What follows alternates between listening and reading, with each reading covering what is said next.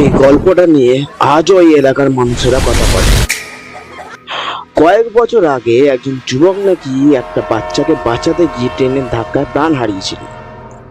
তারপর থেকে স্থানীয় মানুষদের দাবি, প্রতিদিন রাত 12টায় সেই রেলের লাইনের পাশে একটা সাদা পোশাক পরে রহস্যময় ছায়া দেখা যায়, যে চুপচাপ পথিকদের দিকে তাকিয়ে হাত নাড়ে।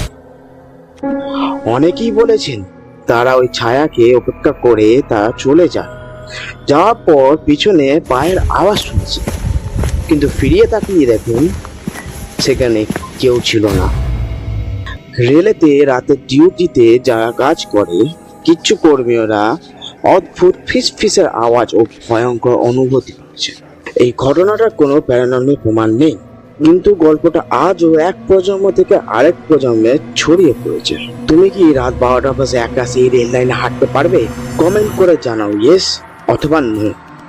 আর আরো এরকম ইন্সপায়ারিং আর হরর সিরিজ দেখার জন্য ফলো করো আজই, এখনই।